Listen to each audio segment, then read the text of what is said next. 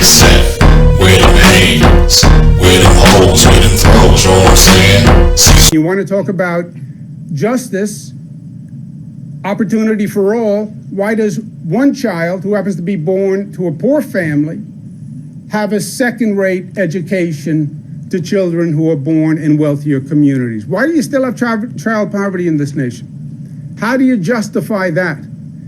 The affordable housing need is all across the country because the federal government went out of the affordable housing business. I was the former housing secretary for the federal government. It was the one responsibility the federal government used to undertake. It was never states and cities.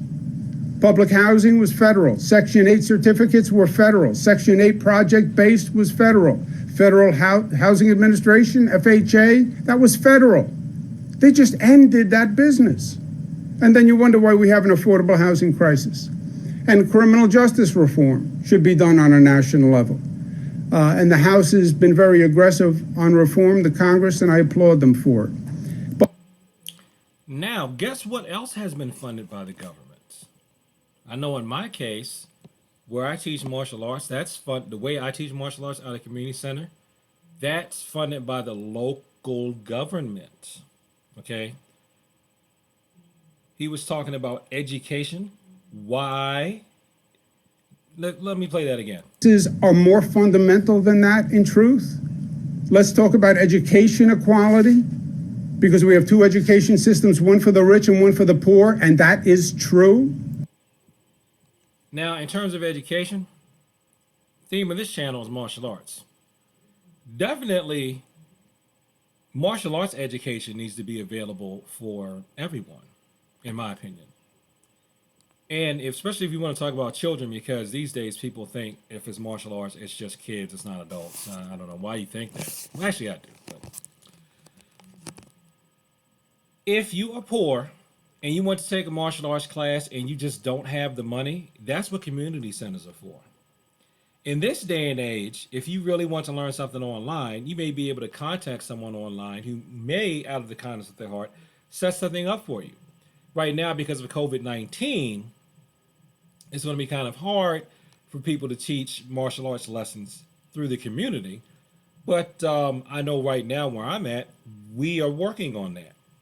If you look on my channel, I have classes that I've been teaching out of my basement with me just interacting with the camera, where I am doing online classes. They are free. And if I do start charging for it, if I use that same platform for county students, then they would be, you paid the counties, you tell me you paid the county, and you would still come to that for free. Or, if you wanted to pay me whatever a month, you would pay that, arrange that, set that up, and that would be free. But for right now, it's free. For right now, I have how you can learn the first 9 forms. And now that I've tweaked things a little bit for online format, you have to do 11 forms for your first degree black belt. It's free. That would be ideal for a poor person. Okay? I want to do that, not just because of COVID, but because I remember what it was like when all I could afford to do was meet my bills. And I didn't have money to go sign up for expensive martial arts lessons. If you cannot afford to pay to go to a storefront, even if you have so little money that you can't afford to go to a community center, you can train with me online.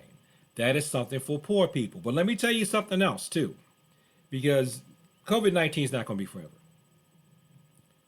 There are community centers where they will give you a waiver for classes due to financial hardship or your lack of income. If you tell them and you just go through the song and dance and filling out whatever forms they want you to fill out, you could train in the martial arts for free. You could get a very good, high quality, high caliber instructor for free if it is just an income economic hardship.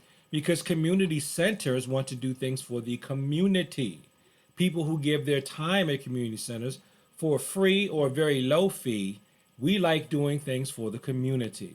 So just like he's saying here about educational equality, just in terms of academic education, we also need education equality in terms of martial arts education, Because like it or not, this is a capitalist society that I'm in right now. You got more money, you get more access.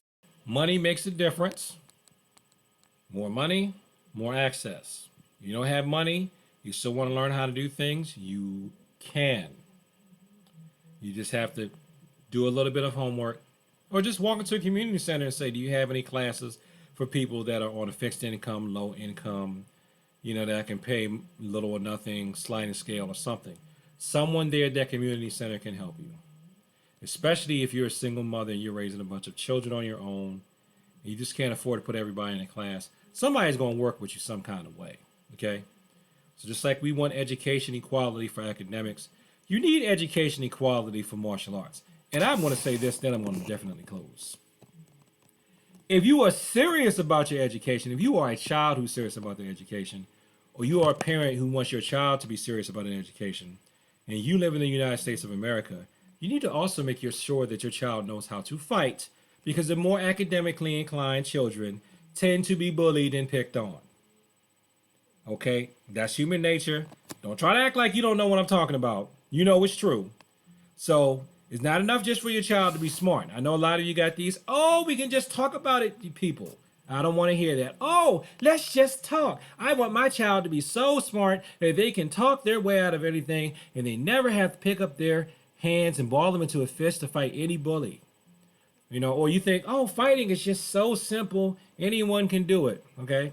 That's why we have problems. That's one reason why we have problems with the police now, because you don't take emotional control on the physical stress seriously. And that's why we having the problems that we have now, in addition to racism. But that's another reason, because you don't respect violence. Not meaning respect as in revere, praise violence. No. You don't have a proper caution and fear of what happens in a physical altercation. You don't realize that you need to prepare people for that, especially people who don't come from environments where they deal with violence all the time. One thing that can help civilians do that without having to be exposed to violence day in, day out is good classical martial arts training. Okay? And good classical martial arts training used to actually be a lot like what we call MMA now. It was just more structured and formal with uniforms on. Go look at old, I'm not talking like 1940s, 50s clips of martial arts classes. It wasn't just karate or judo, it was karate and judo. Do some digging on some of the martial arts pioneers that came in this country. They trained in multiple styles. If you know, especially with Japanese martial arts, the karate master knew karate and judo. The judo masters knew judo and karate. Okay? This whole thing where we get into a silo and we just learn how to attack one type of way, that is just for competition. In reality, and even a guy that taught me Western boxing for a few weeks when I was in the military, he studied like 6 different styles. He studied judo, Western boxing, which was his forte, Shingi, Bagua, and Tai Chi. He had ranking in 5 styles, but he taught boxing. Don Drager, who is actually in my judo lineage, I was reading this to my son today on Wikipedia. Look up Don Drager. Don Drager had like rank in 7 different styles. But there was a striking reference, there was a grappling reference, and there was a weapon reference. There's a teacher local to me that is a judo teacher. I'm sorry, I can't remember your name, and I'm sorry, man. Don't be mad when you see me when I ever get my butt back to Shufu. He's like a 4th, 5th degree in judo, and he has a shodan in karate. I mean, I could go on. My point is, poor people can get martial arts education that can be comparable to the rich. You can get yourself on the rich people's level if you just practice. Okay? You can get it for low cost if you do your homework. But you don't have to look that far. Start looking at community centers, YMCAs, and those type of community gyms, and they can point you in the right direction. Thanks for watching this video. Like, comment, and subscribe. Please share this with people that talk about the martial arts. And peace. And as always, thank you for your time. Where them kicks at?